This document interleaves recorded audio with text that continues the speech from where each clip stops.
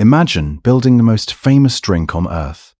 Imagine your last name being printed on over 10 million glasses every single day, in almost every country on this planet. Imagine a fortune so large it stretches across centuries, a family so powerful it sat beside kings and queens, a legacy so deep it shaped the identity of an entire nation. Now imagine that the very thing that made your family name immortal, alcohol, slowly, quietly, and without mercy, began to destroy the people who carried that name. This is not a movie. This is not fiction. This is the true story of the Guinness family. And it is one of the most heartbreaking stories you will ever hear.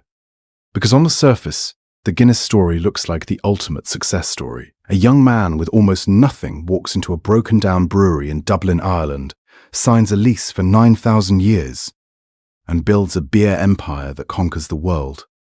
Wealth beyond imagination follows. Titles of nobility, grand estates with hundreds of rooms, parties attended by royalty, by rock stars, by the most beautiful people alive, magazine covers, political power, a name that meant something everywhere on earth.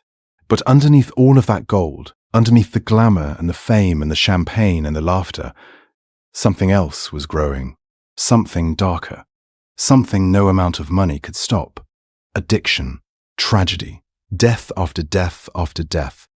Young people, beautiful people, people with every opportunity this world could possibly offer, dying in car crashes, dying of overdoses, dying of loneliness disguised as luxury. Mothers burying their children, fathers watching their legacies collapse.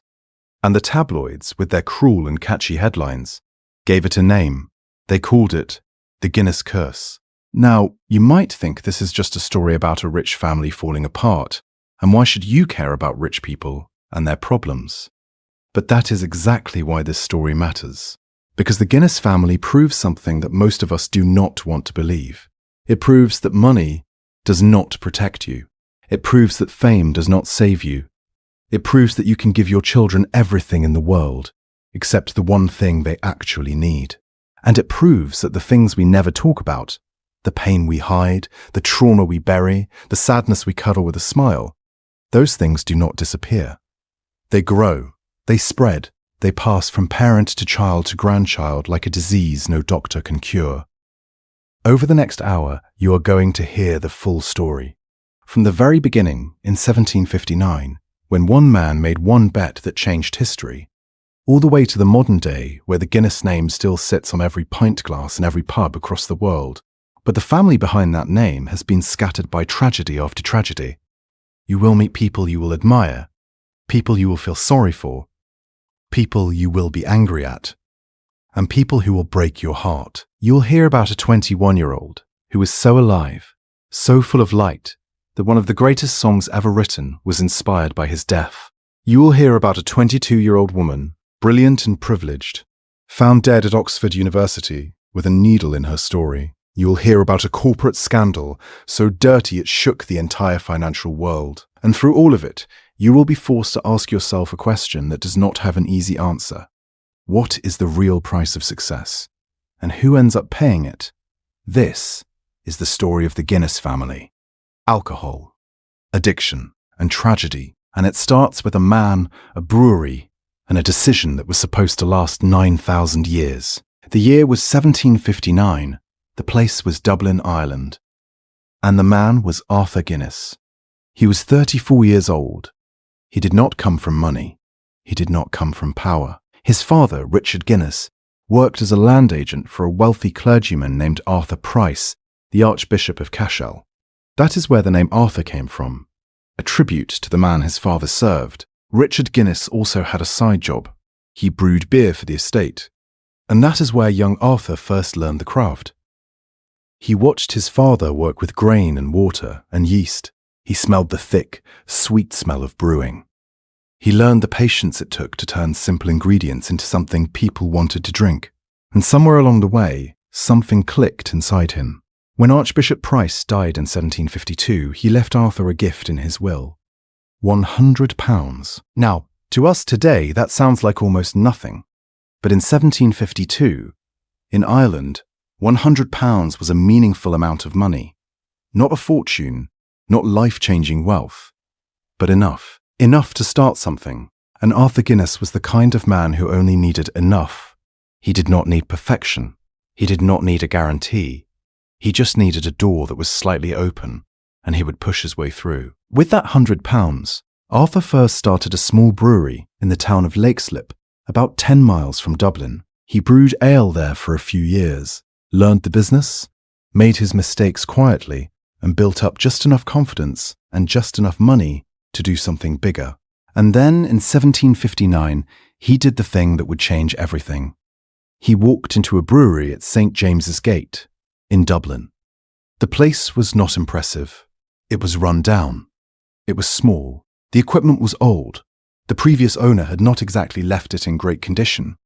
Most people would have looked at that brewery and seen a bad investment.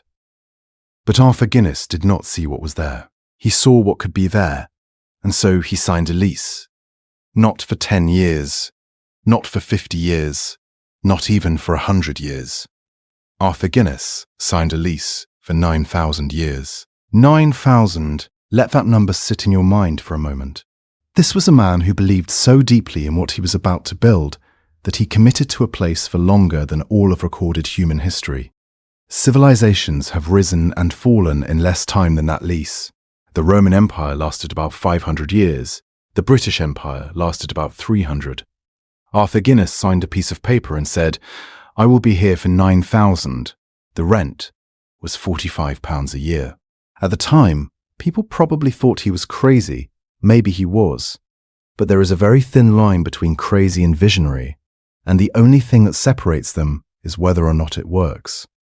And for Arthur Guinness, it worked. He began brewing ale at St. James's Gate, selling to the local Dublin market, building his reputation one barrel at a time. He was not an overnight success. He was not a genius who got lucky.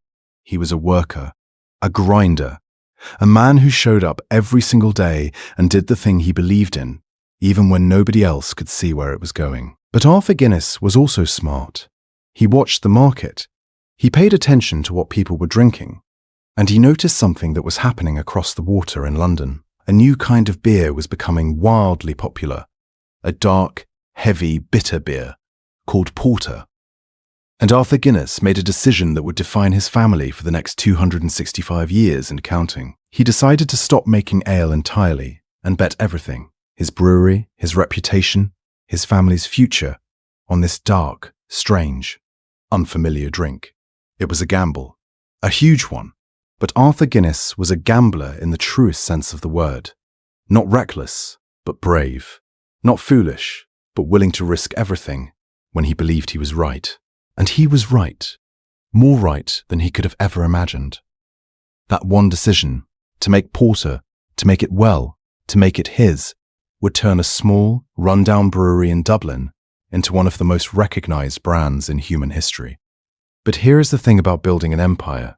The person who builds it rarely gets to see what it becomes, and they almost never get to control what it does to the people who inherit it. Arthur Guinness did not just start making porter. He perfected it. He obsessed over it. He refined the recipe again and again until the beer that came out of St. James's Gate was not just good, it was unmistakable. Dark as midnight, thick enough that you could almost chew it, topped with a creamy white head that looked like velvet. And that taste, bitter, yes, roasted, yes, but also smooth, almost sweet underneath, with a depth that regular beer could not come close to matching. It was not a drink for everyone, and that was part of its power. Guinness was not trying to be for everyone. It was trying to be unforgettable. And it was. By the early 1800s, Guinness was the largest brewery in Ireland. By the mid-1800s, it was the largest brewery in the entire world. Think about that. A drink born in a run-down building on the edge of Dublin, created by a man whose father was a servant, was now being shipped to every corner of the British Empire, to England, to Africa, to the Caribbean, to Asia. Everywhere the British flag flew, Guinness followed. And it was not just the taste that made Guinness special. It was what the drink meant. In Ireland, Guinness became more than a beer. It became a part of the national identity. It was the drink of working men, the drink you had after a long day. The drink you shared at a funeral and at a wedding. The drink that sat at the centre of Irish social life like a dark, quiet anchor. To drink Guinness was to be Irish. To pour a Guinness properly, slowly, patiently, letting it settle before topping it off, was almost a ritual, a ceremony, a sign of respect for the drink and for the moment. And the Guinness family understood something that most business families never fully grasp. They understood that they were not just selling a product, they were selling a feeling, a sense of belonging, a tradition, a culture, and they protected that feeling fiercely. The brewing process was guarded, the recipe was kept secret, the brand was managed with a level of care that was almost religious, and the money kept coming. Generation after generation, the Guinness fortune grew. Arthur Guinness himself died in 1803, at the age of 78, having lived long enough to see his brewery become the most important in Ireland. His son, Arthur Guinness II, took over and expanded the business even further, and then Arthur's grandson, Benjamin Lee Guinness, pushed it to an entirely new level. Benjamin Lee Guinness was not just a brewer, he was a visionary in his own right. He modernized the brewery, invested in new technology, expanded exports, and turned Guinness into a truly global brand. He also did something that would become a pattern in the Guinness family for generations. He gave money away, huge amounts of it. He personally funded the restoration of St. Patrick's Cathedral in Dublin, one of the most important churches in Ireland. He did not just write a check, he oversaw the entire project. When it was done, the people of Dublin looked at him not just as a rich man, but as a saviour, a protector of their heritage. And this is where the Guinness story starts to get complicated, because the family was not just getting rich, they were becoming something else entirely. They were becoming symbols. Symbols of Irish pride. Yes, but also symbols of British power. Symbols of wealth so extreme that it separated them from the very people who drank their beer. The workers at St. James's Gate lived in some of the poorest conditions in Dublin. The Guinness family lived in some of the grandest homes in the British Isles. And the distance between those two worlds, the world of the people who made the beer and the world of the people who owned the brewery, was growing wider every single year. But no one talked about that distance. Not yet, because the family was too busy climbing higher and higher into a world of titles, estates and aristocratic privilege that would have been unimaginable to Arthur Guinness when he signed that 9,000-year lease. And the higher they climbed, the thinner the air became, and the harder it became to breathe. The transformation of the Guinness family from successful brewers into full-blown British aristocracy is one of the most remarkable social climbs in modern history. And it happened fast, terrifyingly fast.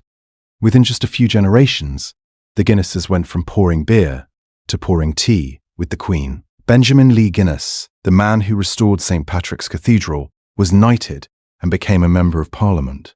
But that was just the beginning. His son, Edward Cecil Guinness, took the family into a completely different atmosphere. In 1885, Edward was created a baronet. In 1891, he was made Baron Ivier, and in 1919 he received the ultimate prize. He was made the first Earl of Ivier. Earl. That word carries a weight that is hard to explain if you did not grow up in the British class system. An Earl is not just rich. An Earl is nobility. An Earl has a seat at the table of power that no amount of money alone can buy. It means your blood is considered different from ordinary blood. It means your children are born into a world that most people can only read about. And Edward Cecil Guinness did not just accept the title, he built the life to match it.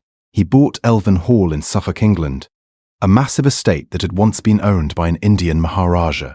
He expanded it, redecorated it, filled it with art and luxury until it became one of the grandest private homes in all of England. He bought Farmley, a stunning estate in Dublin's Phoenix Park. He bought Kenwood House on Hampstead Heath in London. His properties were not just houses, they were kingdoms. And then there was the philanthropy. Edward Cecil Guinness gave away staggering amounts of money. He created the Ivier Trust, which built affordable housing for the poor of Dublin. He donated Kenwood House and its incredible art collection to the British nation. He funded parks, hospitals, and public spaces across Ireland and England. He was seen as one of the greatest benefactors of his age, and the public loved him for it. But here is the thing that nobody talked about. Every step up the social ladder took the Guinness family further from what they actually were. They were brewers. They made beer. Their fortune came from alcohol, from the very drink that filled the pubs where working men spent their wages, where families fell apart, where addiction quietly took root and destroyed lives. The Guinness family's entire world was built on a product that for millions of people was a source of enormous pain. And as the family rose higher into the world of British aristocracy, they did not just leave the brewery behind in a business sense, they left behind a certain kind of honesty. The honesty of knowing where you came from. The honesty of understanding what your product actually did to people. The honesty of admitting that your money was not clean, that no fortune built on alcohol is ever fully clean. Instead, they wrapped themselves in titles and estates and charitable giving, and they became something very specific. They became respectable in the British upper class is the most powerful armor there is. It protects you from questions. It shields you from criticism. It allows you to do almost anything. Because who would dare question an earl? Who would dare suggest that the family who built housing for the poor might have something dark growing inside their own walls? Nobody. And so the darkness grew, quietly, behind closed doors, in the nurseries of grand houses where children were raised by nannies instead of parents, in the drawing rooms where marriages were arranged for status, not love, in the silence of enormous hallways where a child could scream and no one would hear. The Guinness family had everything the world told them they should want: titles, land, money, power, respect. But they were also becoming something else. They were becoming a family that did not know how to be a family. And when you have everything except connection, except warmth, except the simple feeling of being truly known and truly loved, that is when the cracks begin to show. And the cracks, once they started, never stopped. In the 1920s and 1930s, the Guinness family produced three women who became the most talked about, most photographed, most envied socialites in all of Europe. Their names were Eileen, Maureen, and Una Guinness. The press called them the Golden Guinnesses, and the name fit perfectly on the surface. They were the daughters of Ernest Guinness, a member of the banking side of the family, and his wife, Chloe. They grew up in a world of almost absurd privilege. Their childhood home was Glenmaroon, a vast estate in Dublin. They had servants, tutors, drivers, and every luxury a child could dream of. They travelled across Europe. They wore the finest clothes. They attended the most exclusive parties. They were beautiful, all three of them, in a way that made people stop and stare. Aileen, the eldest, was tall and confident. Maureen, the middle sister, was sharp and ambitious. And Una, the youngest, was the most beautiful of all, fair-haired, delicate, with a face that photographers could not resist. The three sisters married into some of the most powerful families in Britain and Ireland. Aileen married Brinsley Plunkett, a member of the Anglo-Irish aristocracy.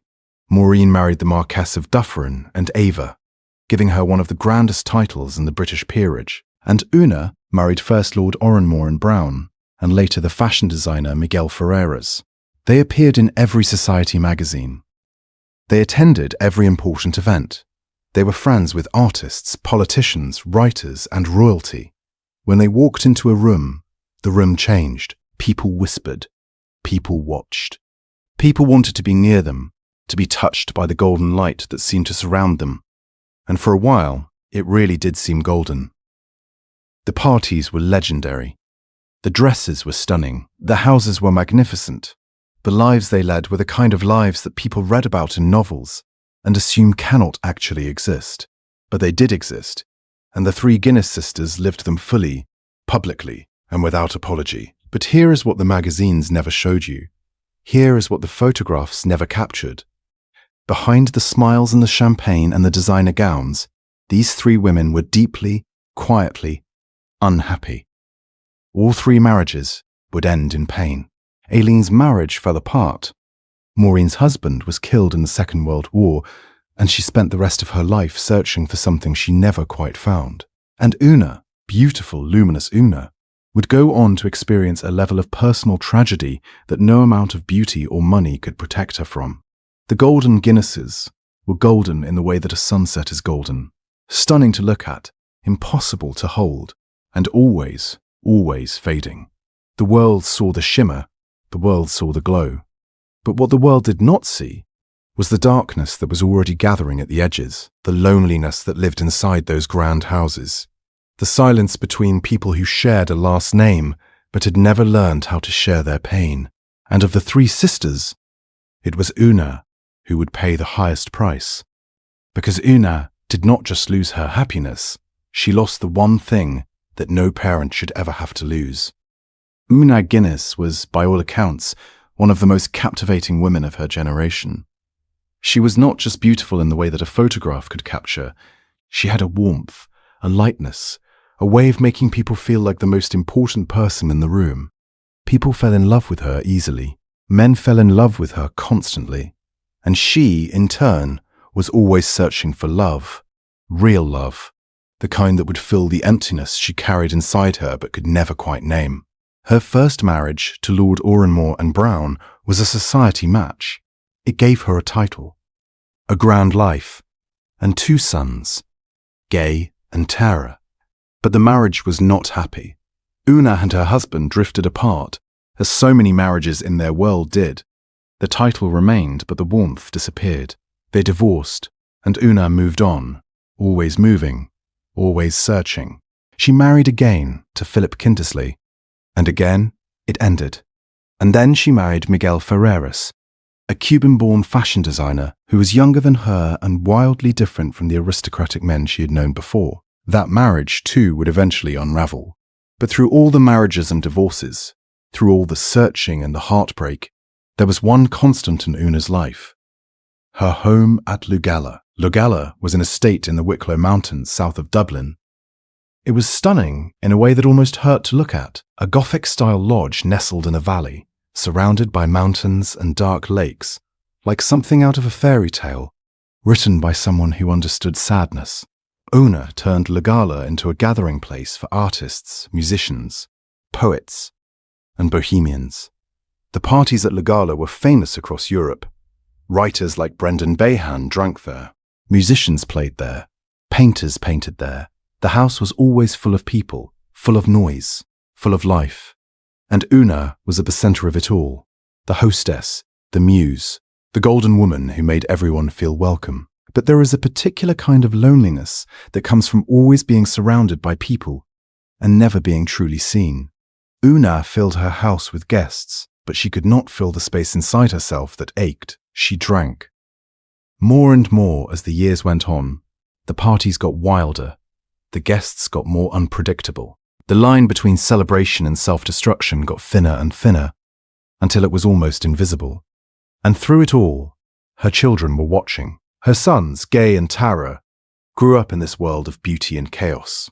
They grew up surrounded by famous people, by alcohol, by a mother who loved them deeply but who was also fighting her own quiet war against sadness. They learned, as children in such families always learn, that the world outside your door tells you that you are the luckiest people alive, and the world inside your door tells you something very different. Una loved her sons. There is no question about that. But love, in a family like the Guinnesses, was always complicated. Love came wrapped in privilege and pain. Love came with conditions that nobody spoke out loud. Love came with expectations. To be beautiful, to be charming, to carry the name with grace, to never, ever let anyone see that you were struggling. And Tara, Unos' younger son, absorbed all of it: the beauty, the charm, the restlessness, the hunger for something real. He was his mother's son in every way that mattered, and like his mother, he was drawn to the edge. The difference was that Una spent her life dancing along the edge. Tara fell over it. Before we go any further into the Guinness story, we need to stop and talk about something that most people never think about. Something that sounds almost ridiculous when you first hear it. We need to talk about why being born rich can actually be dangerous. Now, before you roll your eyes, hear me out. Nobody is saying that being rich is worse than being poor. Nobody is saying that growing up with money is harder than growing up without food on the table. That is not what this is about. What this is about is a very specific kind of damage that happens to human beings when they are born into a world where they never have to earn anything, never have to struggle for anything, and never have to discover who they are outside of their family name. Psychologists have been studying this for decades, and what they have found is disturbing. Children who grow up in extreme wealth, the kind of wealth where money is never discussed because it is simply always there, like air, often develop a deep and painful sense of emptiness. They struggle with identity. They struggle with purpose. They struggle with the most basic human question. Who am I? Separate from my family, separate from my money, separate from my name. Think about it this way. When a person from a normal family achieves something, gets a job, buys a house, earns a degree, they feel a sense of pride. They built that. They earned that. It is theirs. But when you were born into the Guinness family, or the Rockefeller family, or any dynasty of extreme wealth, everything is already done for you. The house is already bought. The money is already there. The name already opens every door. So what do? What is your purpose? What is the thing that makes you get out of bed in the morning and feel like you matter? For many children of extreme wealth, the answer is nothing, and that nothing becomes a vacuum, and into that vacuum rushes every destructive force you can imagine: drugs, alcohol, reckless behavior, toxic relationships, depression, anxiety. Because human beings are not designed to live without purpose. We are not built to exist without struggle. Struggle is not just something we endure, it is something we need. It is the thing that shapes us, that gives us edges, that tells us what we are made of. Take away the struggle, and you take away the forge. And what comes out of a forge that never lights its fire? Nothing, just cold, unformed metal. There is another element too, one that is even harder to talk about. In many wealthy families, love is replaced by management. Children are raised by nannies, by boarding schools, by institutions. Parents are busy. Busy with the business, busy with society, busy with their own pain. And the children learn a terrible lesson very early in life. They learn that they are assets, not people. They learn that their value is tied to their behavior, their appearance, their ability to represent the family well. And they learn that the one thing they want most, simple, unconditional love from the people who brought them into the world, is the one thing that is never fully available. This was the world the Guinness children were born into. This was the air they breathed. And it is impossible to understand what happened to them, the deaths, the addictions, the tragedies, without understanding this fundamental truth. They were not destroyed by poverty. They were not destroyed by lack of opportunity. They were destroyed by a kind of abundance that looked like paradise from the outside and felt like a prison from the inside. And nobody talks about this kind of prison, because nobody feels sorry for rich people. Nobody makes documentaries about the suffering of people who live in mansions. But suffering does not care about your address, and the Guinness family is proof of that. The 1960s arrived like an explosion. Everything that had been buttoned up, held down, and kept quiet for decades suddenly burst open. The music changed, the fashion changed, the rules changed. Young people across Europe and America were rejecting the world their parents had built. They were rejecting the formality, the hypocrisy, the suffocating respectability that had defined the upper classes for generations. And in London, at the very centre of this revolution, was a group of young, beautiful, impossibly wealthy people who became the faces of a new era. They called it Swinging London. And right at the heart of it was Tara Brown. Tara was the son of Unar Guinness, and her first husband, Lord Oran Moran Brown. He was born in 1945 into a world of privilege so extreme that it was almost comical. He grew up at Lugala, surrounded by artists and musicians. He inherited his mother's beauty, her charm, her restlessness, and her hunger for something beyond the ordinary. By the time he was a teenager, Tara was already a fixture on the London social scene. He was extraordinarily good-looking, tall, slim, with a face that photographers adored. He was funny. He was generous. He had the kind of magnetic personality that draws people in without effort. And he had money. Guinness money, the kind of money that meant he never had to worry about anything practical for a single moment of his life. He befriended the biggest names in music. He was close with Mick Jagger and the Rolling Stones. He knew the Beatles personally. He went to their concerts, attended their parties, hung out in their studios. He was part of the inner circle, the exclusive group of young people who were creating the culture that the rest of the world was watching and imitating. Tara married young. At just 20, he wed Noreen McSherry, and they had 2 sons. But the marriage could not contain his energy. He was always moving, always seeking the next experience, the next thrill, the next beautiful moment. He drove fast cars. He attended wild parties. He experimented with drugs, as everyone in his circle did. LSD was not just accepted in swinging London. It was celebrated. It was seen as a tool for expanding consciousness, for breaking through the boring walls of conventional thinking. And Tara, like so many of his friends, dove in head first. To the world, Tara Brown looked like the luckiest young man alive. He had money, beauty, fame, connections, and freedom. He was living the dream that every young person in the 1960s wanted to live. He was at the party, the real party, the one that everyone else was trying to get into. But the thing about parties is that they always end. And the thing about living at the very edge of experience, pushing every boundary, chasing every thrill, is that eventually the edge gives way beneath your feet. Tara Brown was 21 years old. He had his whole life ahead of him. He had children who needed a father. He had a mother who adored him. And he had a car that could go very, very fast. And on the night of December 18th, 1966, all of those things came together in the worst possible way. It was a cold December night in London. The streets of South Kensington were slick with rain. Tara Brown was driving his Lotus Elan, a small, fast sports car, through the streets with a friend beside him. A woman named Suki Potier, a model who was also connected to the Rolling Stones. They were coming from a night out. The city was dark, the road was wet, and then, at the junction of Redcliffe Square and Redcliffe Gardens, Tara ran a red light. A car coming from the other direction hit the Lotus. The small sports car crumbled. Suki Potier survived, thrown from the car, or protected by some miracle of physics and chance. But Tara Brown was not so lucky. He was killed. He was 21 years old. 21. The same age he would have been when, under different circumstances, he might have been sitting down and beginning to think about what he wanted to do with his life. Instead, his life was over. The news hit London's social world like a bomb. Tara Brown, beautiful, golden, magnetic Tara, was dead. The shock was enormous. His friends were devastated. The music world mourned, and in the Wicklow Mountains, in the Gothic Lodge at Lugala, Una Guinness received the kind of phone call that no mother should ever receive. Her son, her boy, her Tara, gone.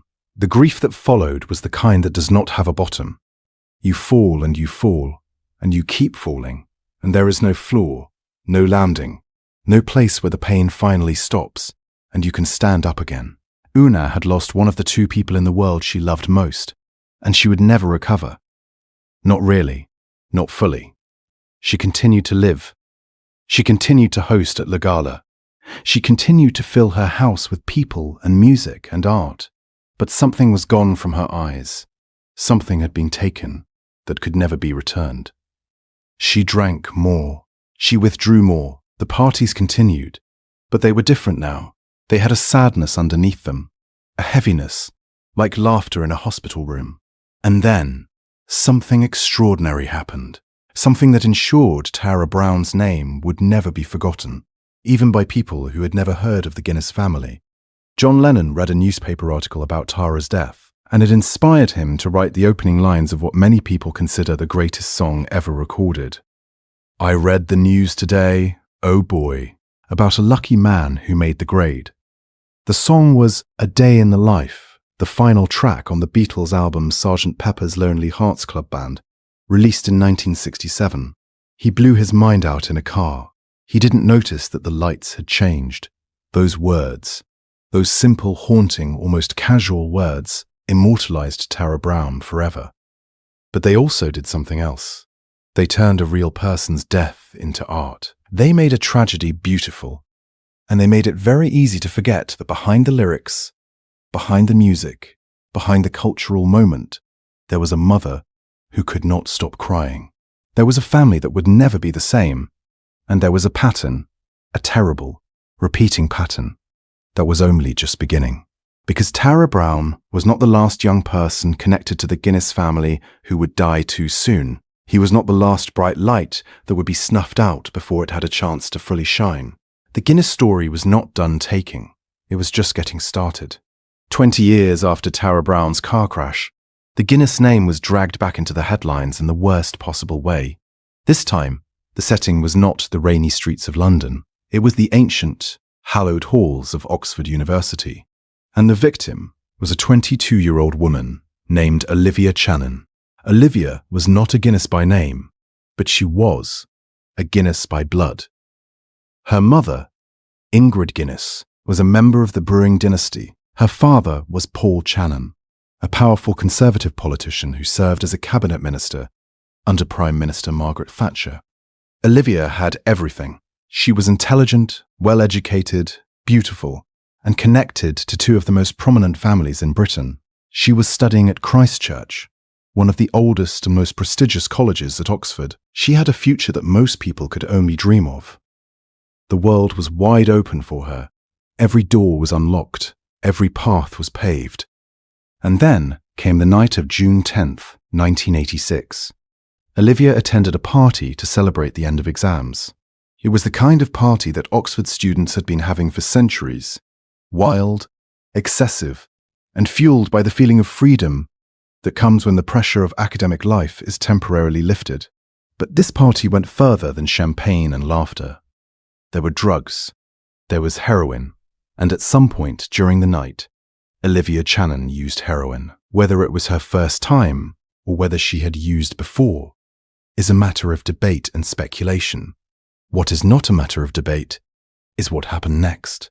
Olivia was found dead the following morning. She was lying on a bed in the room of another student at Christ Church. She had died of a heroin and alcohol overdose. She was 22 years old. The news exploded across Britain. This was not just another drug death. This was the daughter of a cabinet minister. This was a Guinness. This was Oxford University, the very symbol of British excellence, privilege, and tradition. And a young woman had died there with heroin in her veins. The media coverage was relentless and brutal. The tabloids ran the story for weeks. The broadsheets analysed it for months. There were questions in Parliament. There were investigations. There were whispered conversations in every drawing room and every pub in the country about what this death meant, about drugs, about privilege, about the failures of the upper class to protect its own children. Paul Channon, Olivia's father, was devastated. He was a public man, a man who had spent his career in the spotlight, and now the worst moment of his life was being played out in front of the entire nation. He could not grieve in private. He could not hold his daughter's memory without the flash of a camera or the scratch of a journalist's pen. And the questions would not stop. How did this happen? How did a young woman with every advantage in the world end up dead of a heroin overdose at Oxford? Was there something wrong with the family? Was there something wrong with the class? Was there something wrong with a system that gave people everything except the ability to survive their own freedom? These questions had no easy answers, and the Guinness family, once again, found itself at the centre of a story that nobody wanted to hear, but nobody could ignore. Because Olivia Channon's death was not just a personal tragedy. It was a symbol of everything that can go wrong when wealth and privilege create a bubble so complete, so airtight, that the people inside it cannot see the dangers that are right in front of them. And the most terrible part, the part that should keep every parent awake at night, is that Olivia was not a reckless person. She was not a bad person. She was not a person who had given up on life. She was a young woman at one of the best universities in the world, celebrating the end of her exams, doing what young people do, and one night, one decision, one substance, ended everything. Olivia Channon's death forced Britain to look at something it had been trying very hard not to see. Addiction was not just a problem for the poor. It was not just a problem for the desperate. It was not just a problem for people living in council estates or sleeping in doorways. Addiction was everywhere. It was in the grandest houses in the land. It was in the most exclusive schools. It was at the finest universities. And it did not care about your last name, your bank balance, or your father's position in government. This is a truth that every society struggles with. We want to believe that addiction is a choice, that strong people can resist it, that smart people are too clever to fall into it, that wealthy people have too much to lose. But addiction does not work that way. Addiction is a disease of the brain. It hijacks the very system that is supposed to protect you, your reward system, your decision-making, your ability to say no, and it does not discriminate. It takes the poor and the rich with equal cruelty. For American audiences watching this, you do not need to look at British aristocracy to understand what this means. You are living in a country that has been devastated by the opioid crisis. You know what it looks like when addiction tears through communities. You know what it looks like when a pharmaceutical company makes billions of dollars selling a substance that destroys the people who use it. You know what it looks like when a mother finds her child dead, and you have to know, that no amount of money, no amount of education, no amount of privilege can protect a person from that phone call. The Guinness family learned this lesson in the most painful way possible. They learnt it with Tara Brown, dead at 21. They learnt it with Olivia Channon, dead at 22. And they learnt it through 100 smaller, quieter tragedies that never made the newspapers.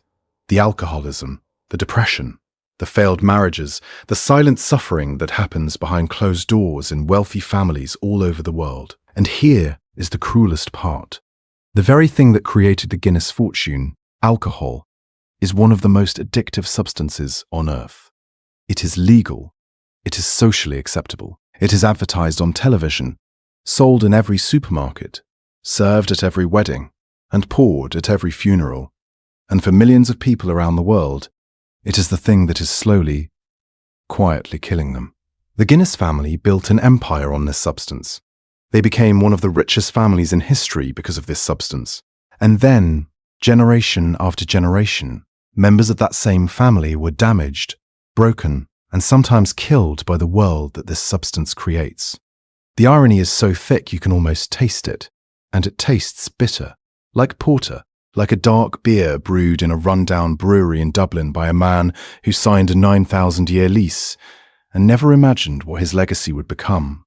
The year 1986 was not just a year of personal tragedy for the Guinness family. It was also the year that the Guinness company itself became entangled in one of the biggest corporate scandals in British history, and the timing could not have been more cruelly appropriate. In the mid-1980s, Guinness the company, which had long since become a publicly traded corporation far removed from the family brewery of Arthur's day, was run by a man named Ernest Saunders. Saunders was not a Guinness by blood. He was a hired CEO, brought in to modernize and expand the company, and by all outward appearances, he did exactly that. Under his leadership, Guinness launched a hostile takeover bid for the Distillers Company, one of the largest spirits companies in Britain, which owned brands like Johnny Walker Whiskey and Gordon's Gin. It was a massive deal, worth billions, and it would transform Guinness from a beer company into a global drinks empire. The takeover succeeded. Saunders was hailed as a genius. But then the truth came out. It emerged that Saunders and several associates had engaged in an illegal scheme to artificially inflate the Guinness share price during the takeover battle. They had secretly arranged for allies to buy Guinness shares, using company money to fund the purchases and promising to cover any losses. In simple terms, they cheated. They broke the law to win. They manipulated the stock market to make Guinness shares look more valuable than they really were, which made their takeover bid more attractive and helped them beat a rival bidder. The scandal was enormous. It dominated the British financial press for months. Saunders and three co-conspirators, Jack Lyons, Gerald Ronson, and Anthony Parnes, were charged and brought to trial. In 1990, all four were found guilty. Saunders was sentenced to 5 years in prison, though was later reduced to 2.5. And then came the part of the story that made people's jaws drop. Shortly after his conviction, Ernest Saunders was diagnosed with Alzheimer's disease. His lawyers used this diagnosis to argue for early release from prison, claiming that he was too ill to remain incarcerated. He was released, And then, in what many observers found to be a remarkable and deeply suspicious turn of events, Saunders appeared to recover from his Alzheimer's. He went on to live for decades, attending events, giving interviews, and showing no visible signs of the disease that had supposedly necessitated his early release. He became, as one journalist memorably put it, the first person in medical history to recover from Alzheimer's disease. Now, whether or not Saunders truly had Alzheimer's and somehow experienced a genuine remission, or whether the diagnosis was exaggerated or fabricated to secure his release, is a question that has never been definitively answered. But the public made up its own mind, and the stench of corruption that clung to the Guinness name after the scandal never fully washed away. And here is the part that makes this story even more painful. The Guinness share trading fraud happened in 1986. Olivia Channon died in 1986, in the same year that a young woman with Guinness blood was found dead of a heroin overdose at Oxford. The company that bore her family's name was caught cheating the financial markets. The personal and the corporate collapsed into each other. The family and the business, which had been intertwined for over 2 centuries, were now both stained by the same year. And the tabloids, always hungry for a narrative, always looking for a pattern, began to sharpen the phrase that would follow the Guinness name forever after: the Guinness Curse. Those 3 words have been printed in British and Irish newspapers more times than anyone could count. They appear in magazine articles, in books, in television documentaries. They are whispered at dinner parties and typed into search engines, and they carry a specific, almost supernatural suggestion that the Guinness family is not just unlucky, but cursed, that something dark and inevitable follows them from generation to generation, punishing them for their wealth, for their power, or perhaps for building their empire on a substance that has caused so much suffering to so many people. It is a seductive idea. It is the kind of explanation that feels satisfying because it turns a complicated, painful reality into a simple story with a clear moral. They made their money from alcohol. Alcohol destroyed them. Cause and effect. Sin and punishment.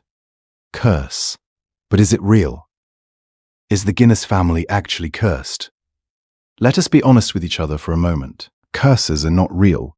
There is no supernatural force tracking the Guinness bloodline, reaching into each generation and selecting victims. There is no dark magic written into the lease that Arthur Guinness signed in 1759. But here is what is real. The Guinness family has experienced a concentration of tragedy that is genuinely unusual. Tara Brown, dead at 21. Olivia Channon, dead at 22. Alcoholism, running through the family like a river that never dries up. Failed marriages, depression, loneliness, scandal, loss after loss after loss. And they are not alone. Look at the Kennedys in America. Assassinations, plane crashes, overdoses, scandals, a litany of tragedy so long it fills entire books. Look at the Vanderbilts, the richest family in American history at one point, and within a few generations, nearly all the money was gone, spent, and squandered and lost. Look at any dynasty of extreme wealth, and you will find the same pattern. The first generation builds, the second generation maintains, the third generation begins to fracture. And by the 4th or 5th generation, the family is often unrecognizable from what it once was.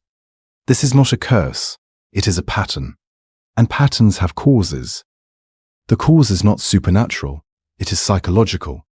It is structural. It is the inevitable result of what happens when human beings are given more money and power than any human being was ever designed to handle, and are simultaneously denied the basic emotional tools that every person needs to survive: genuine connection, earned purpose, honest communication, and the freedom to fail. The Guinness curse is not a curse. It is a consequence of wealth without wisdom, of privilege without preparation, of inheritance without instruction. And the reason it keeps repeating, generation after generation, in family after family, across centuries and continents, is that nobody learns the lesson, because the lesson is too painful to accept.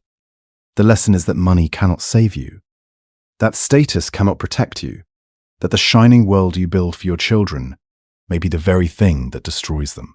And no family wants to believe that. No family wants to look at the empire they built with their own hands and say, this might be the thing that kills the people I love most. There is a concept in psychology that sounds almost too terrible to be true, but decades of research have shown that it is very, very real.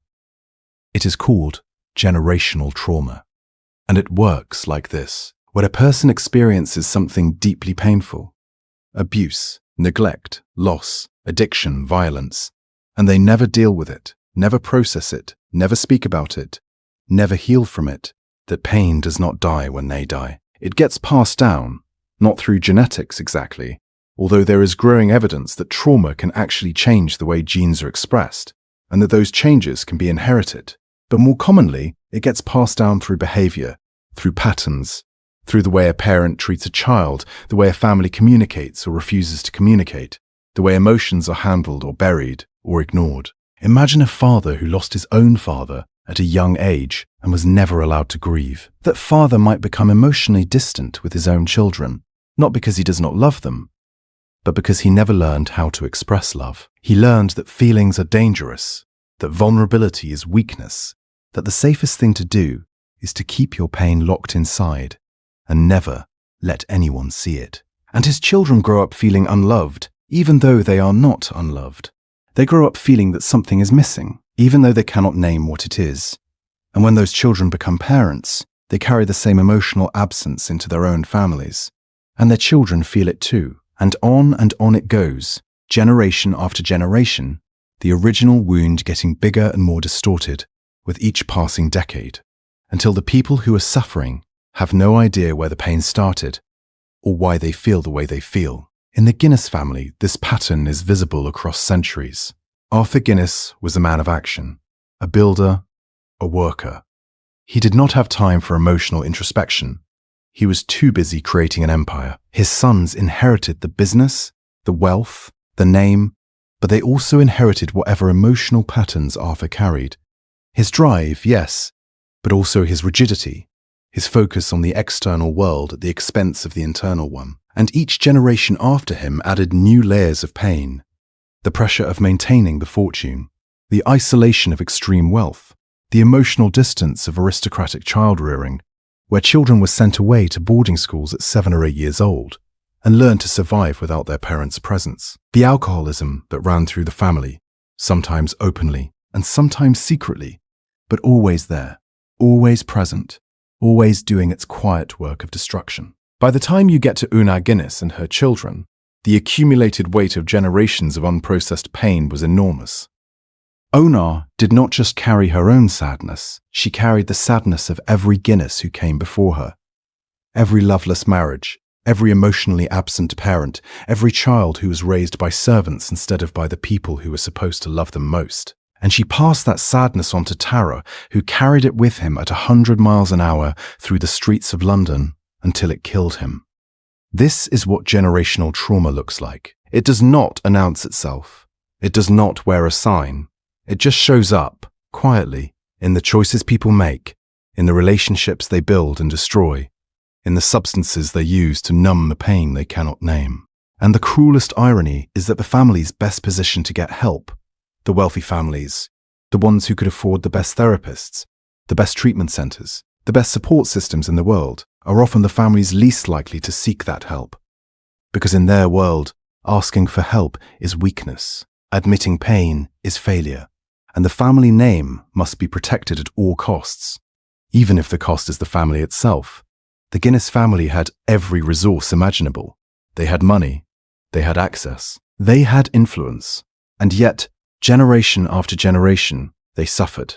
Because the one thing money cannot buy is the willingness to look at your own pain and say out loud, "This hurts, and I need help." Walk through Dublin today and you will find the Guinness storehouse at St. James's Gate, the very spot where Arthur Guinness signed that impossible lease in 1759.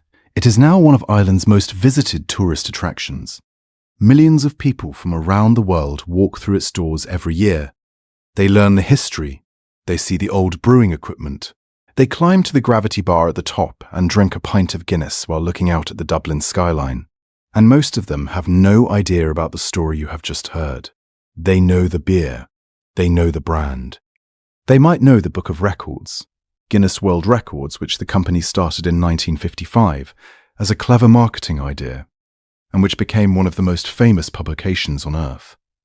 But they do not know about Una. They do not know about Tara. They do not know about the loneliness and the loss and the pain that lived behind the name they are sipping from a glass. And there is something else that survives, something quieter and more important. The IV Trust, created by Edward Cecil Guinness in 1890, still exists today. It still provides affordable housing in Dublin, over 130 years after it was founded. Walk through the IVA Trust flats in the Liberties area of Dublin, and you will see something remarkable. Well-built, dignified housing that was designed to give working people a decent place to live. It is one of the most enduring and most genuinely good things the Guinness family ever did. And Farmley, the estate in Phoenix Park that Edward Cecil Guinness bought and expanded, was purchased by the Irish government in 1999. It is now used as the official state guest house, where visiting heads of state and dignitaries are entertained. A house that was built to showcase the wealth of one family now serves the people of an entire nation. There is something beautiful in that, something fitting. And then there is Lugala, Onar's beloved home in the Wicklow Mountains, the place where she hosted her legendary parties, the place where Tara grew up, the place where art and music and beauty and sadness all lived together under one Gothic roof. After Una's death in 1995, Lugala passed to her surviving son, Garrick Brown, Tara's brother. Garrick, a passionate supporter of Irish traditional music and culture, kept the estate alive as a place of artistic gathering for decades. When he died in 2018, the future of Lugala was uncertain. It was eventually sold, its fate a reminder that even the most beloved places cannot escape the passage of time. The Guinness family itself is still here, of course, scattered across Ireland, England, and the world. Some carry the name, some do not. Some are involved in business. Some live quietly. The days of the golden Guinnesses, of the grand parties and the tabloid headlines are largely over. The family has faded from the public eye, replaced by newer dynasties, newer scandals, newer tragedies. But the beer endures. Every single day, somewhere in the world, someone raises a glass of Guinness and takes a sip, in a pub in Dublin, in a bar in New York, in a restaurant in Lagos, in a hotel in Tokyo. The dark, heavy, unmistakable liquid flows across the world just as it has for over 260 years. And every glass carries with it, whether the drinker knows it or not, the weight of everything this family built and everything this family lost. The money is still there, in trusts and investments and properties scattered across the globe. But the warmth is gone. The people who built it, who shaped it, who gave it meaning, most of them are gone too. And what remains is a lesson that the world has heard 1,000 times and ignored 1,000 times, a lesson about what money can do and what money cannot do, a lesson about the difference between a fortune and a life. So what is this story really about? Is it about beer? Is it about money? Is it about a family that had everything and lost too much? Yes, it is about all of those things. But it is also about something much simpler and much harder to accept. It is about the lie we all believe, the lie that says, if you just had more money, everything would be okay. If you just had a bigger house, a better car, a more prestigious name, if your children went to the best schools and wore the best clothes and had every opportunity that this world could possibly offer, then they would be safe, then they would be happy, then everything would be fine. The Guinness family had all of that. Every single bit of it. They had more money than most of us will ever see in 1,000 lifetimes. They had titles. They had estates. They had access to the most powerful people on earth. They had beauty and charm and intelligence and talent. And they still lost children. They still watched their family members destroy themselves. They still sat in hospitals and courtrooms and funeral homes, wondering how it all went so wrong, because the truth, the real, uncomfortable, keep-you-up-at-night truth, is that what children need most is not money. It is not opportunity. It is not a famous last name. What children need most is the simplest thing in the world, and it is the thing that the Guinness family, for all their wealth and power, could never quite figure out how to give. They need to be seen. Not admired, not managed, not displayed. Seen. They need someone to sit with them when they are scared. They need someone to listen when they are confused.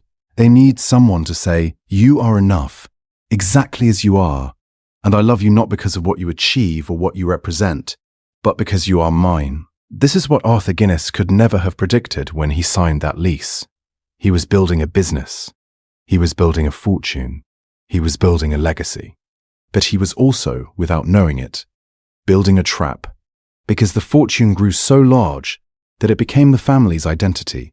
The name became more important than the people who carried it. The business became more important than the relationships that surrounded it.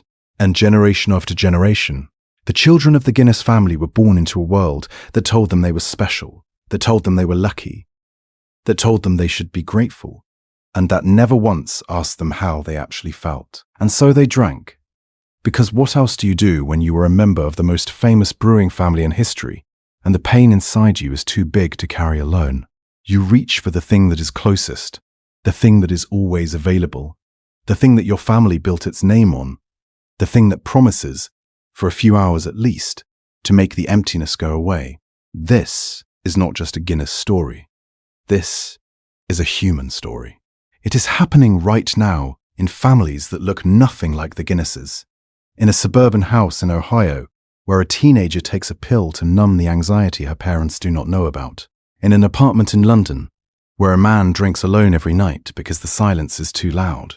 In a mansion in Beverly Hills, where a child with every material advantage in the world feels absolutely invisible. The details change, the names change, the addresses change, but the wound is always the same. The wound is disconnection.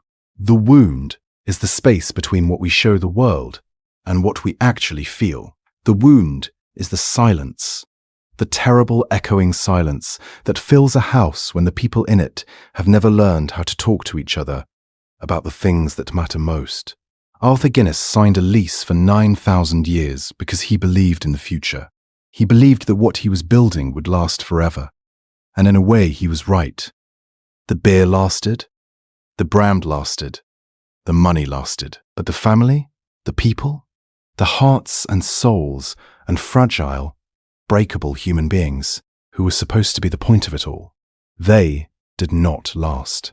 They were broken, one, by the very empire that was supposed to protect them. And that is the final lesson. Not that wealth is bad, not that ambition is wrong, not that building something great is a mistake. The lesson is simpler than that, and sadder.